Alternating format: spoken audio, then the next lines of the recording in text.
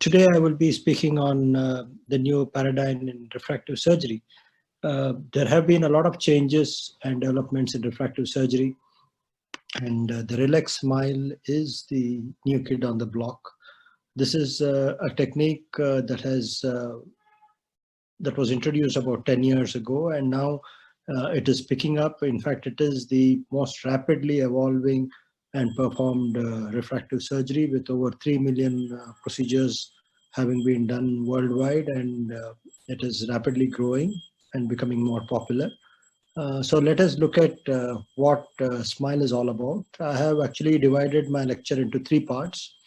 The first part would be the principles and theory and about the machine, uh, because you need to understand the machine before you understand the procedure. The second part would be about the technique itself and refinement in technique and how you can get better results. And the third part is complications. Any procedure has its share of complications. So what are the complications that can occur and how do you manage them? So we'll just start off, and I'll be sharing my screen now.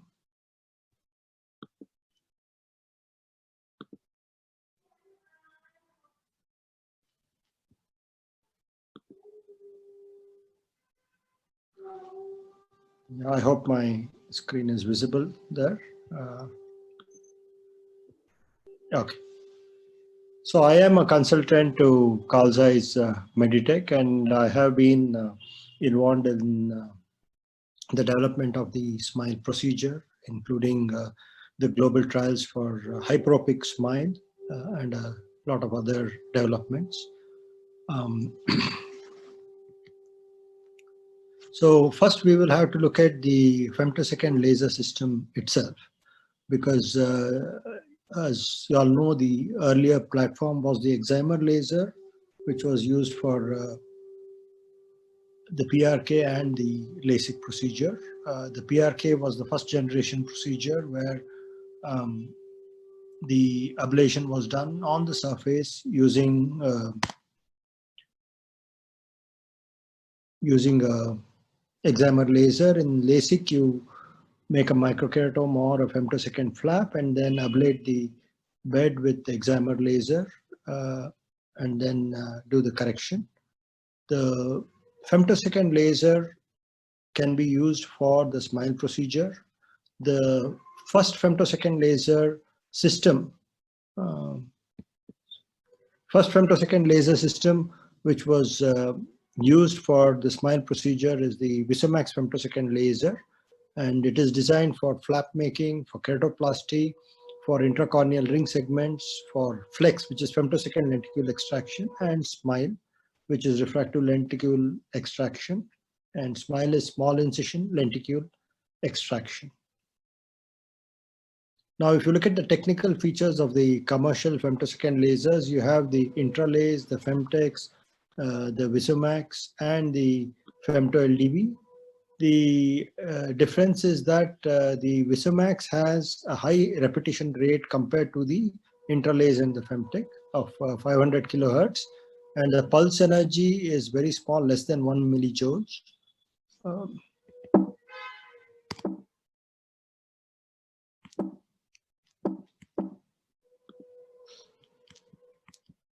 Sorry, the slides are advancing automatically. Okay, so that's the main difference. The Femto LDV, of course, has a higher speed, and it's about 2 megahertz, and the pulse energy also is very small. Now, why do you have to look at the repetition rate and pulse energy? If you look at the numerical aperture of the laser, the numerical aperture of the lens influences the laser spot in terms of diameter and volume.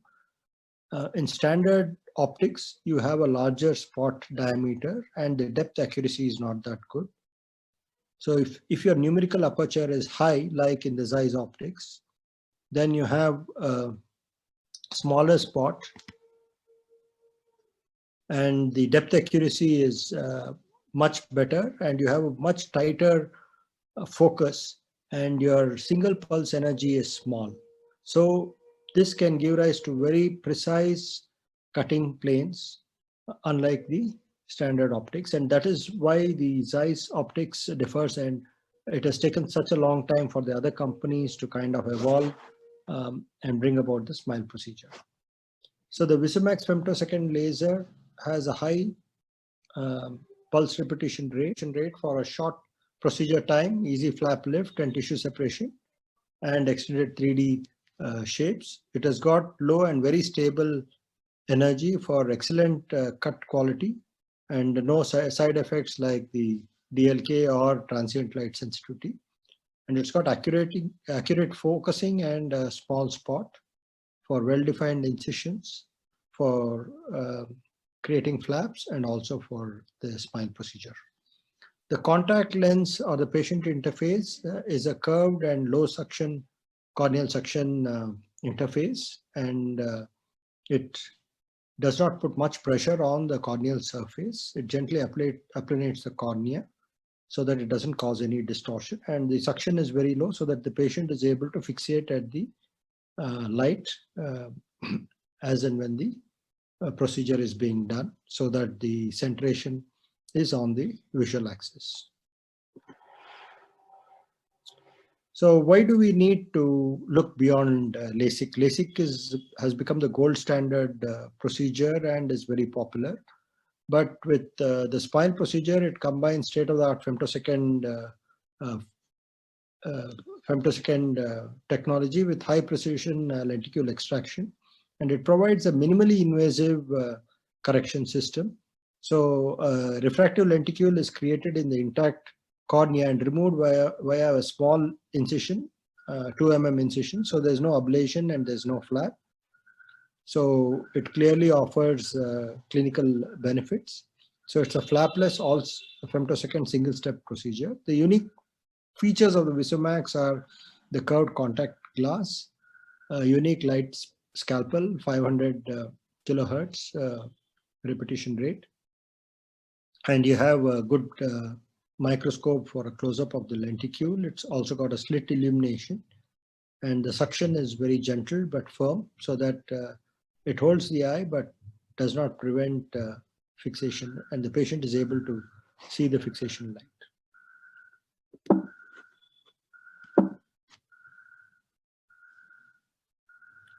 So this is an animation of the precursor of the SMILE, which is the flex procedure. A refractive cut is first made and then the side cut. Following this, flap cut is made with a hinge.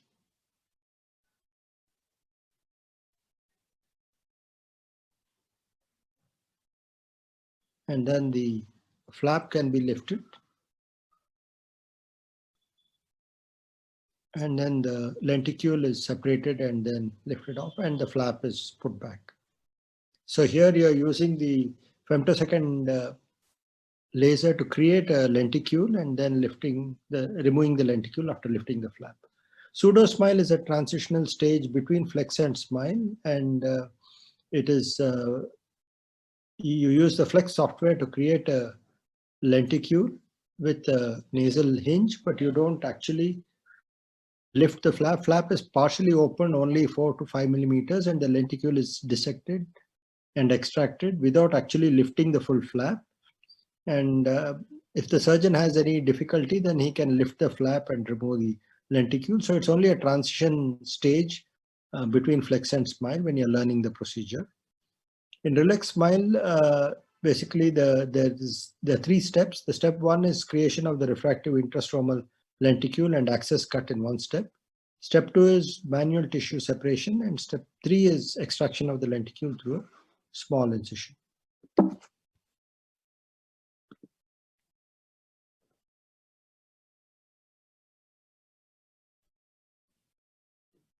This is the animation of the ReLEx SMILE procedure. So here, this is the refractive cut. It's a spiral in and spiral out cut. And then you have the side cut, following which you have cap cut and then an axis incision. And through the axis incision, which can be anywhere from 2 to 4 millimeters, The lenticule is dissected and then extracted to provide the necessary myopic correction.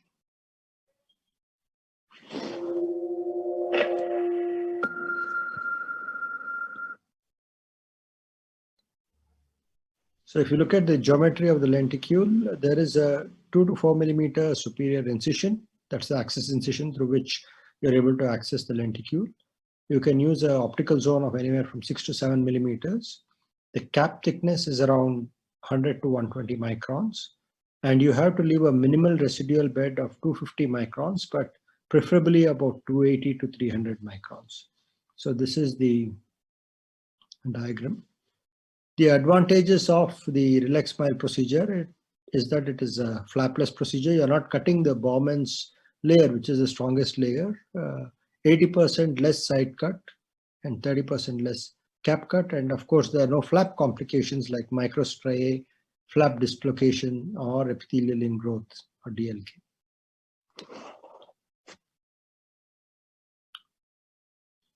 There's also minimal post-op dry eye because of less transection of the upper corneal nerves, because you're not making a flap.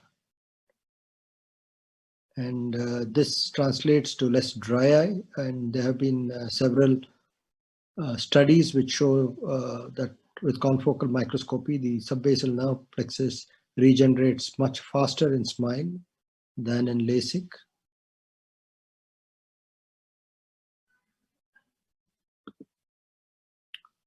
If you look at corneal biomechanics also, because you're not cutting the anterior stroma and the Bowman's, which is the strongest part of the cornea, the corneal strength is maintained and the corneal integrity is much better than when you create a flap. There's also a paper by Professor Dan Reinstein on the mathematical modeling and advantages of ReLEx smile, where he says that gives much better biomechanical stability than flap procedures or the PRK. And this is the comparative total tensile strength relative to the pre-op, and you can see that this is with the SMILE procedure, this is with PRK and LASIK, and SMILE scoring much better. But this is just a mathematical model. The predictability also of the SMILE procedure is quite good, and this is the data from Rupal Shah and group, where they showed that the predictability was almost around 98% within plus or minus half diopter, and the stability over time was excellent. So you hardly have any regression with the SMILE procedure as compared to PRK or LASIK. This is a paper by Hector Chansui, where he showed that SMILE causes less spherical aberration because there is no fluence projection errors and cosine effect with the examer, like with the examer with LASIK. So comparing optimized LASIK and SMILE, he found that the induced spherical aberration was much lesser than LASIK. And this translates into minimal issues with night vision. So night vision is again much better than femtosecond LASIK, and there were no patients who compared that there was worsening. We also did a comparison between femtosecond LASIK and SMILE and published our initial study in the Journal of Refractive Surgery in 2014. And we concluded that the 3-month results demonstrate that refractive accuracy, dry eye, contrast, and induced aberrations were better following SMILE than LASIK. If you look at the long-term results, you have the 5-year and now the 10-year results also from Walter Secondo, and 100% of eyes were within 1 diopter of intended correction and 73% within 1 diopter. And there was another paper by Walter Secondo where he did the topographic analysis for centration of the treatment zone and found that centration is better in SMILE than femtosecond laser.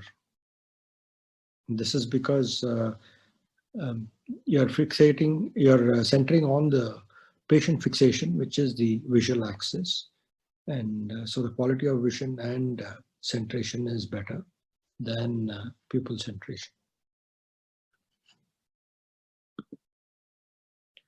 We also looked at corneal flattening between SMILE and femtosecond LASIK, and attempted versus achieved flattening by looking at the differential keratometric maps between the pre and the 3-month post-op. And we found that with femtosecond LASIK, the zone of flattening was up on an average about 69%, and zone of flattening with SMILE was 80%. So you get a much larger area of flattening and a relatively larger optical zone with SMILE. This can be explained because there is no fluence projection loss as you get with excimer laser. So to conclude, flapless SMILE procedure makes minimally invasive refractive surgery correction possible for the first time. No flap complications during or after surgery, excellent visual results and good refractive stability. Contrast sensitivity and glare improve by 3 months and lesser induced higher order aberrations. No significant post-op dry eye. And it is patient-friendly, painless, faster healing, less post-op restrictions. So these are basically the advantages of the ReLEx SMILE procedure when compared to PRK or LASIK. So we'll go on to the second part of the talk.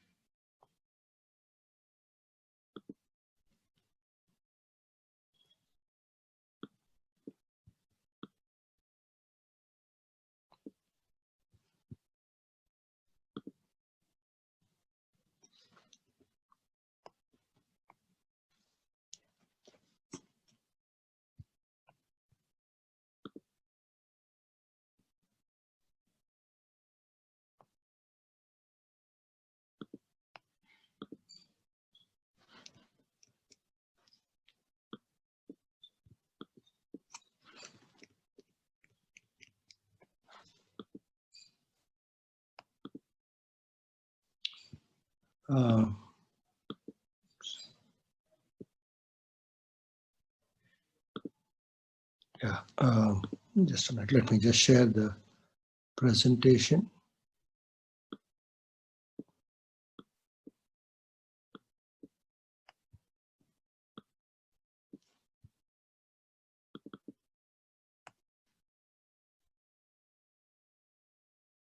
Now we'll be talking about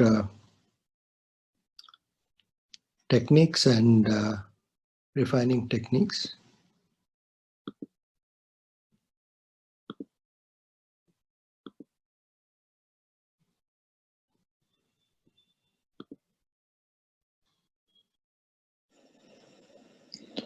Part 2 of the series deals with techniques of ReLEx SMILE and refining outcomes with the SMILE procedure.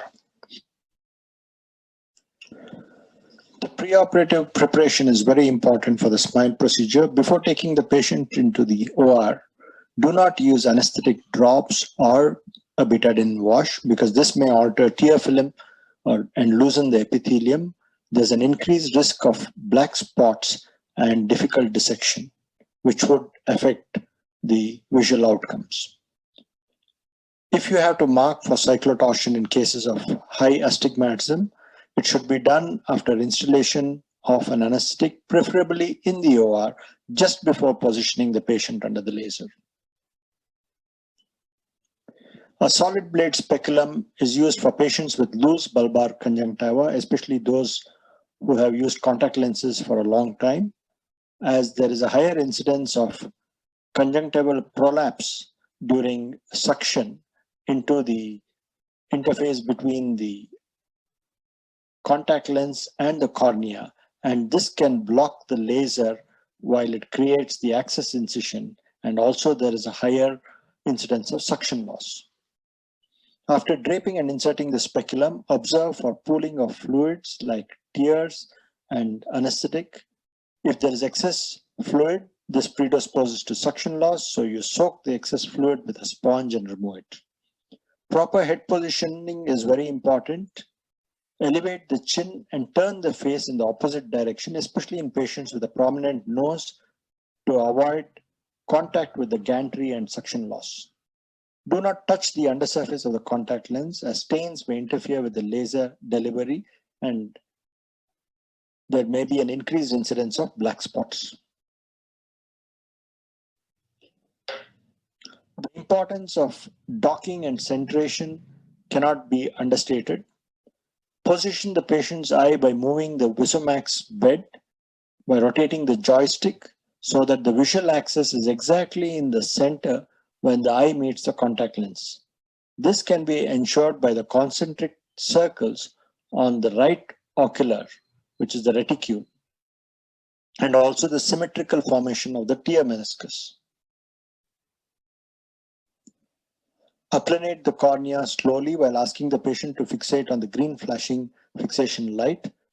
When you use a small cone, applanate 80 to 90% and then put on the suction. For medium cones, applanate 100% and do a hard dock before putting on the suction. Once centration is ensured, activate the suction. Check the pupil center shift using infrared light if required. Ensure strength of the suction. There should be at least 4 out of the 5 blue LED scales which have lit up. There is also an acoustic signal from the laser which says ready, after which you can activate the laser foot switch.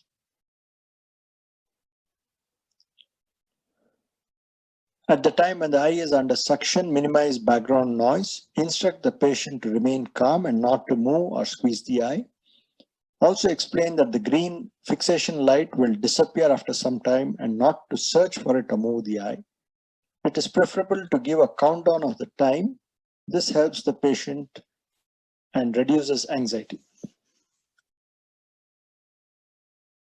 This is a video showing the docking. The bed is elevated using the joystick. Ensure that the eye is aligned to the contact lens. And on the right eyepiece, you can have the reticule with the concentric circles. As the contact lens applanates the cornea, you see the tear meniscus, and it should be symmetrical. And 80% to 90% of the meniscus should be formed before you activate the suction.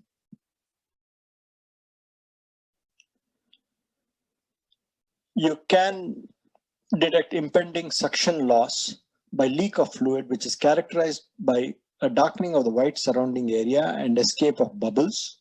If this happens, it is better not to proceed with the laser treatment. Release the vacuum, dry the fornices, and clean the undersurface of the contact with a wet sponge. Immediately redock. Consider replacing the contact lens if it cannot be cleaned properly.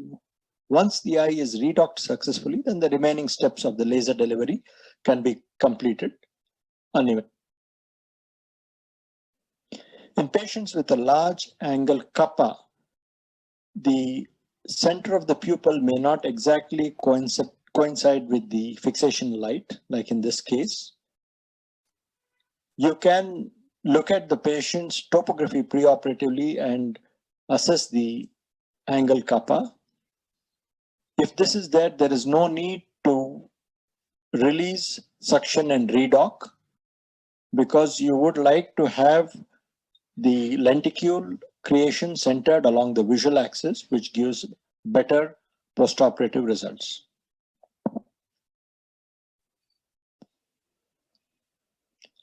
Intraoperative cyclotorsion compensation is recommended if there is significant astigmatism more than 1 diopter. You will have to mark the 180-degree axis on the cornea with an infrared transmitting dye. You'll also have to develop your own nomograms depending upon the post-op results. We use a 10% add nomogram for both sphere and cylinder. It is preferable to use a large optical zone while treating higher cylinders, and this gives a better result. After marking the 0, 180 degrees and applying the suction, if you notice that the ink marks are not aligned to the 0, 180 degrees, you can hold the interface and then rotate it so that it is aligned to the 0, 180 degrees. This can be ensured by looking through the right eyepiece with a reticule and bringing the ink marks in alignment to the 0, 180 degree line. We published the results of intraop manual cyclotorsion compensation in the Journal of Refractive Surgery. This was in 2017, and we described this technique, which was again given as a recommendation by Zeiss. And now I think a lot of surgeons are using this method of cyclotorsion for cylinders more than 1.5 diopters. Energy levels should be optimized, and this is a very important step to get good first day post-op results and easy dissection. There should not be any OBL, which is opaque bubble layer, and you should ensure that a uniform density of the bubble layer is obtained. For most Visumax lasers, this can be achieved between fluence levels of 24 to 40 on the scale, which corresponds to an energy of 120 to 200 nanojoules. This varies from laser to laser and on the ambient environment. This is a picture of an ideal bubble pattern, which is uniform in density, and there are no whitish spots.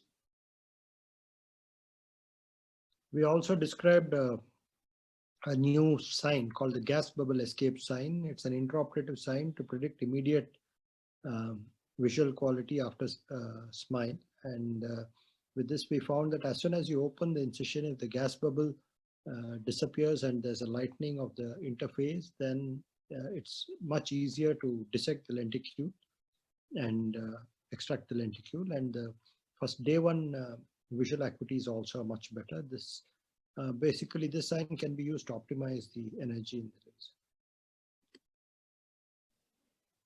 Using a higher energy may give rise to OBL, and in this picture you can see typically the dense white spots, which is the opaque bubble layer. And if you have an opaque bubble layer, there is a difficulty in dissection and poor post-op visual recovery. Energy should be reduced stepwise until there is no OBL and a uniform bubble pattern is obtained. Lower energies should be used, and this has been shown to improve the first day visual recovery. Optimize the energy. Too low an energy also, it may be difficult to dissect the interface.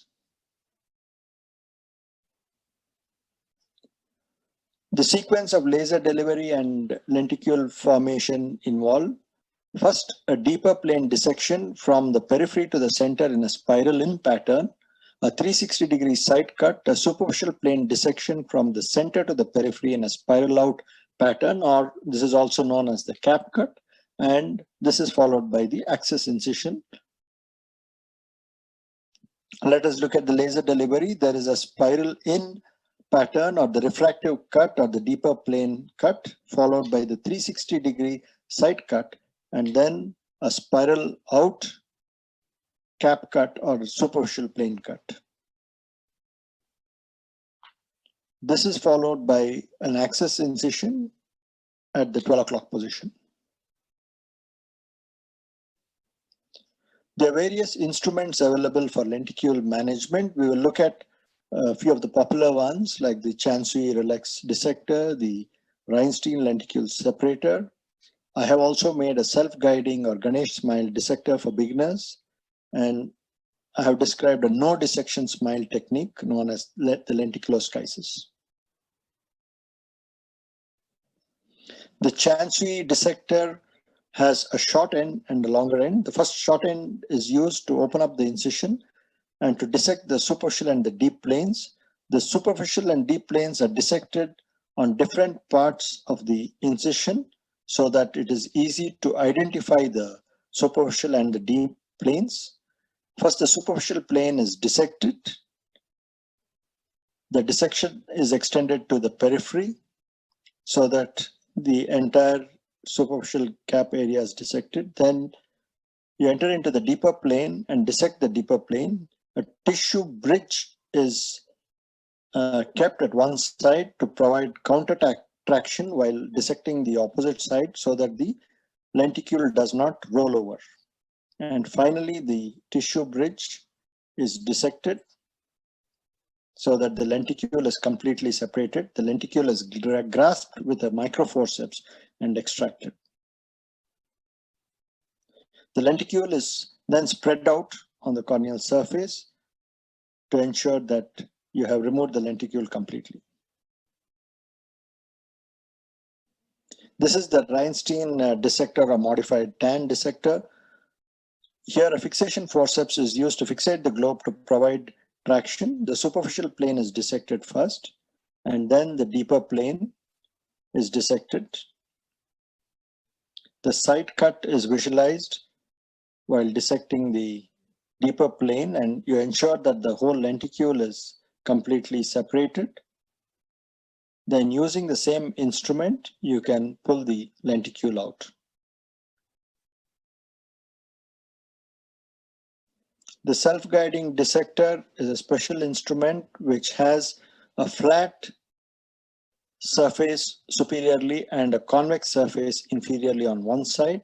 This is used for automatically entering the superficial plane. And that is the dissection of the superficial plane. The instrument is turned over, and for dissecting the deeper plane, the instrument has a convex superior surface and a flat undersurface. And once the deeper plane is dissected, the lenticule can be pulled out.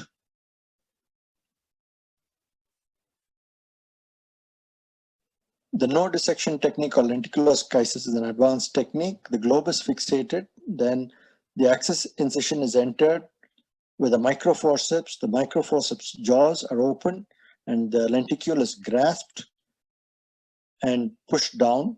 So in a rexus kind of a pattern, the lenticule is separated from the side cut, then again in the opposite direction, and the lenticule can be extracted. This technique is advised for more advanced users and needs some experience.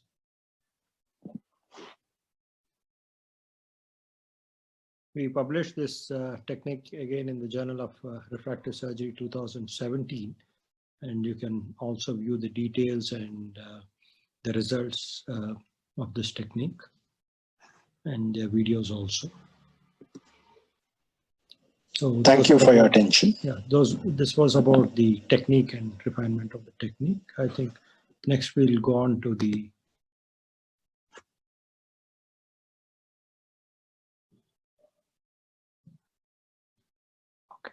let me stop sharing and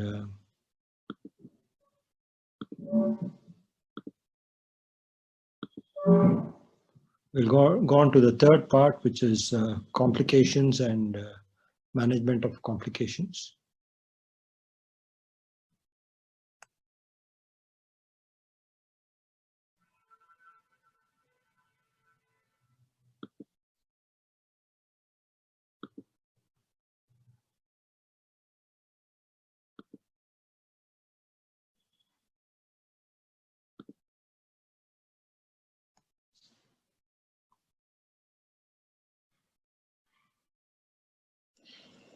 In the third part of the series, let us look at complications and management in ReLEx Smile.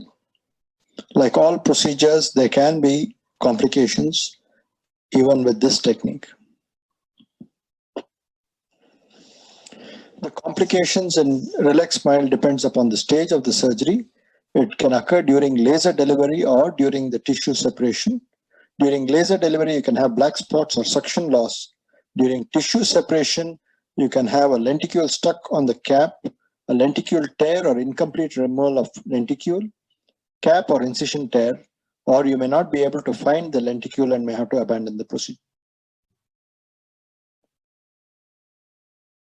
Black spots occur due to meibomian secretions in the tear film, dirt or fibers on the contact glass, ink used for marking the cornea, especially if it's an infrared blocking ink, corneal dryness, excessive use of topical anesthetic drops.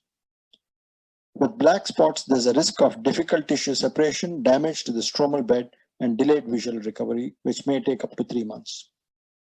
Management involves breaking the suction manually if you notice black spots. Clean and wipe the cornea and the contact glass with a wet sponge and then redock.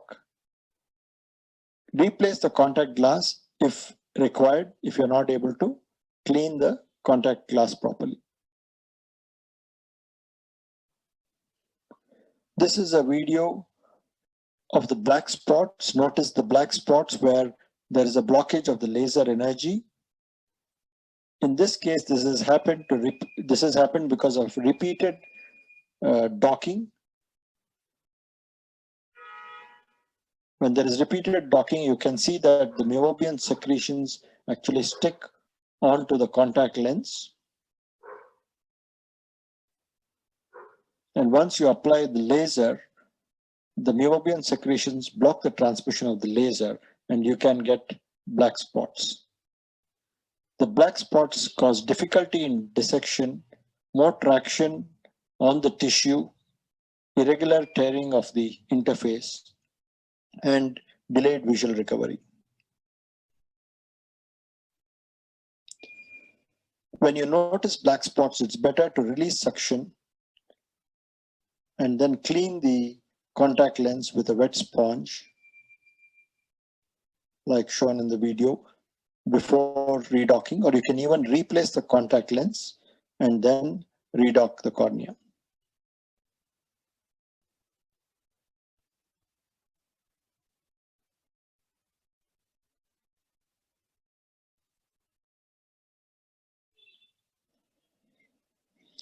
Suction loss can occur due to sudden movement or squeezing of the eye by an uncooperative or anxious patient. This is the commonest cause. It can also be because of excess fluid around the cone, improper cone selection, loose conjunctiva prolapsing into the interface between the contact lens and the cornea. The Visumax automatically goes into a specific mode based on the stage of the procedure where you have had the suction loss. The different stages of the lenticle formation. You have the lenticle cut, the lenticle side cut, the flap cut, and the flap side cut. The suction loss, when it occurs during the first pass of the lenticle cut, again, if the progression is less than 10%, you can do a complete revision of the treatment and start from scratch and perform the smile treatment. If the laser has proceeded to more than 10%, then you may not be able to proceed with smile and you may have to convert to a femto LASIK or a PRK procedure. You can use the same treatment pack and proceed with the flap making, or you can postpone the procedure to a later date. If you decide to redo the smile, then you will have to postpone the procedure for a few days and consider a deeper plane of the refractive cut to avoid entering the old interface to prevent irregular astigmatism. When you have the suction loss during the lenticle cut with progression more than 10%, this is the message on the screen which actually prompts you to convert to a femto LASIK.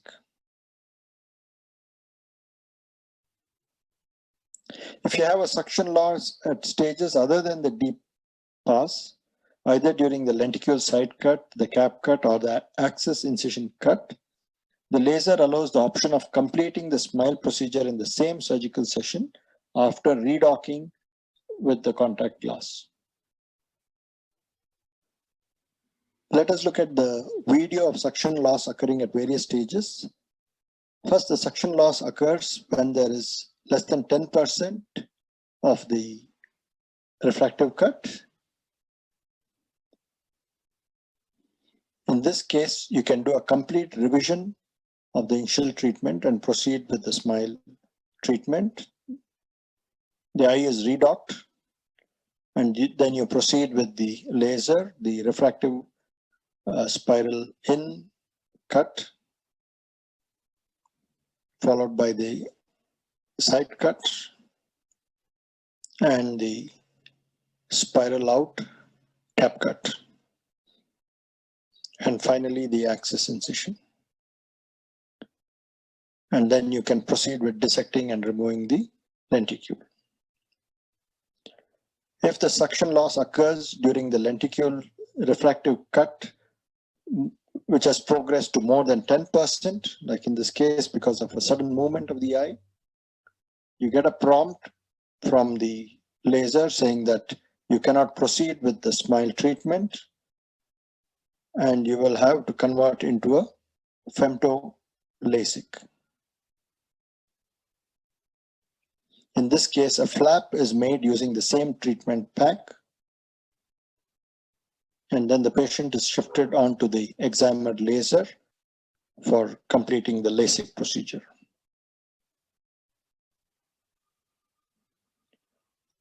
In this case, suction loss occurs during the side cut.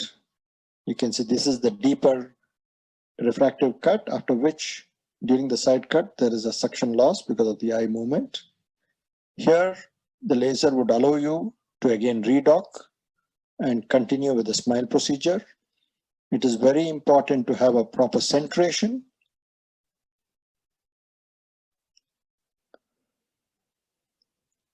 And then continue with the laser. The laser performs the side cut and then proceeds to the superficial cap cut, followed by the axis incision.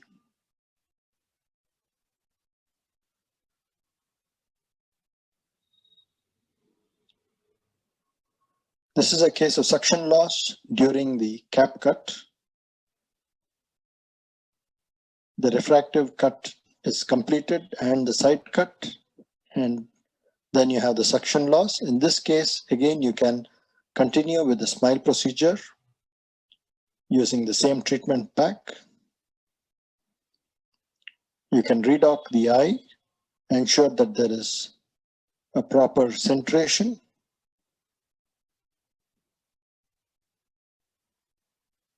And then proceed with the laser treatment.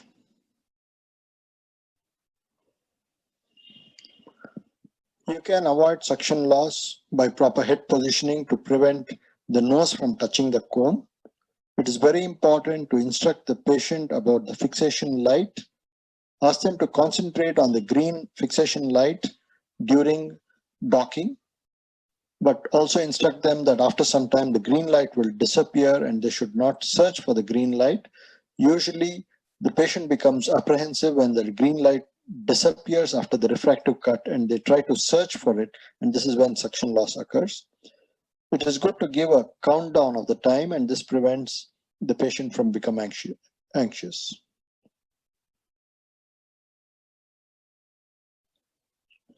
Lenticule stuck to the cap can occur if the dissection of the deeper plane is done first. The lenticule remains stuck on the undersurface of the flap rather than on the stromal bed. Here, the surgeon will keep on entering the deeper plane and try to go deeper, and this can create a false plane and damage the stromal bed, and with a delayed visual recovery. It's very important to identify the planes properly by observing the edge of the lenticule during dissection.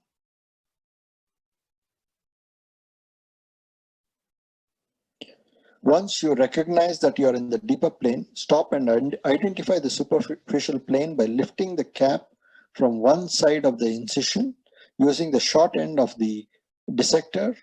You can also use rescue instruments like a rake or hook. With this, you catch the edge of the lenticule in the inferior part after passing the instrument in the deeper plane, and then the instrument is moved towards the incision in a wriggling manner which separates the lenticule along its entire circumferential edge. Let us look at a video of management of lenticule stuck to the cap. In this case, the surgeon has opened the initial incision. and has here entered the deeper plane. You can see that the bubble pattern is not ideal, and there is a little bit of difficulty in dissecting the plane.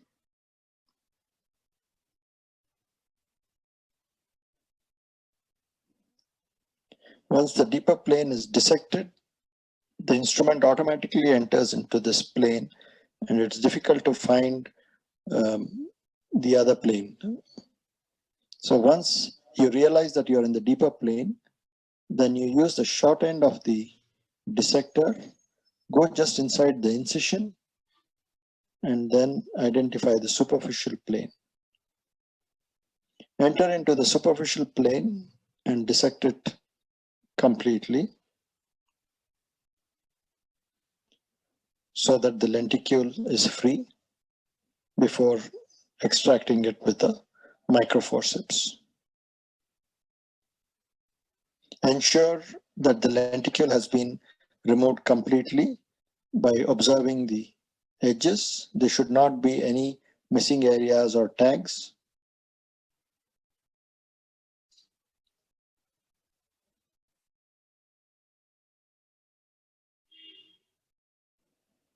An incision or a cap tear can occur with very small incisions like a 2 mm incision, and in superior incisions, especially if there is deep set eyes with a prominent brow. This can also happen due to sudden movement of the eye and improper dissection technique. Typically, you use a windshield wiper technique while dissecting the planes so that the cap does not tear. Small tears outside the pupillary area can be left as it is. Larger tears need BCL application. They heal with a faint scar, but if you have a cap tear, there's a higher risk of epithelial ingrowth. Ideally, beginners should use a 4 mm incision size to prevent cap tears. These are some videos showing cap tears.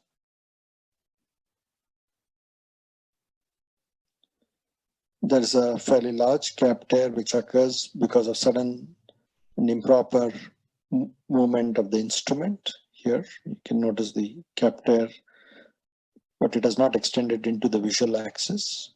So you should carefully dissect and remove the lenticule without extending that. Here the microforceps snags the cap and tears it.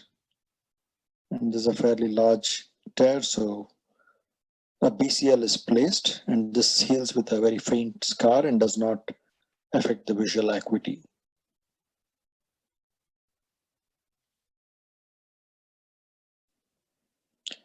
There can be situations of lenticule tear with incomplete removal of the lenticule, especially in thin lenticules, or when you have had OBL or black spots in the periphery. There is a risk of irregular astigmatism when there is an incomplete removal of the lenticule. You can prevent it by complete separation of the lenticule from both surfaces and along the entire circumference.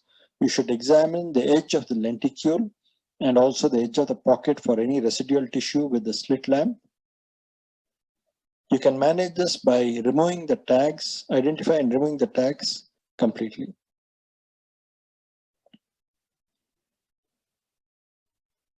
In this video, you can see that there is a lot of OBL in the periphery, which makes dissection difficult.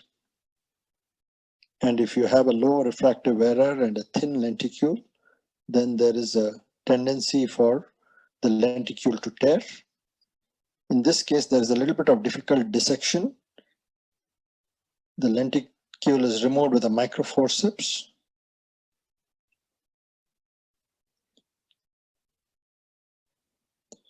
After removing the lenticule, you can notice that there is an area which is missing near the arrow mark.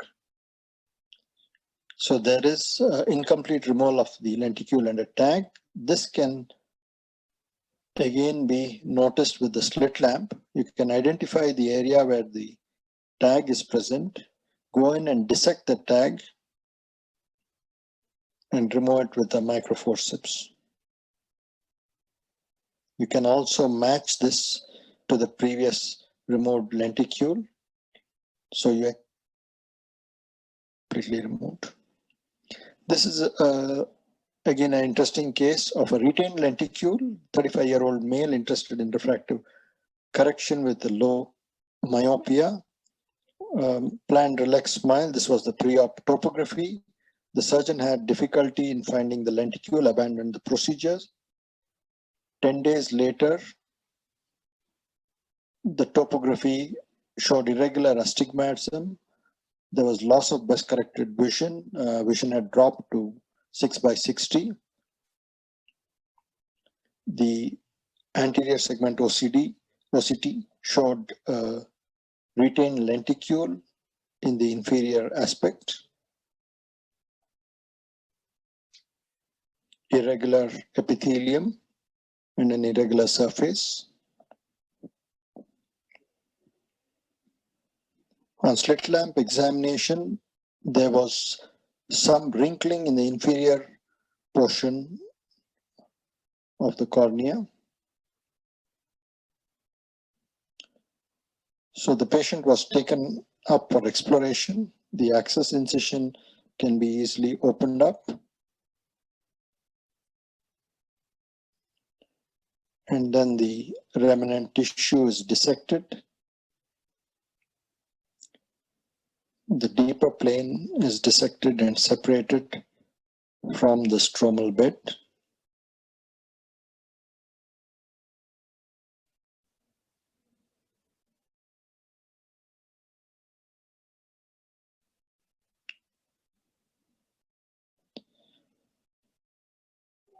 You will have to ensure that the lenticule is totally free from the stromal bed. Even the superficial plane is again dissected so that the lenticule is free before going in and grasping it with the microforceps. Once the lenticule or part of the lenticule is extracted, it's placed on the cornea and examined. Here the entire lenticule is present. The surgeon had dissected part of the lenticule and had pushed it down into the pocket, so he was not able to grasp the lenticule, and this had caused an inferior steepening of the cornea and irregular astigmatism.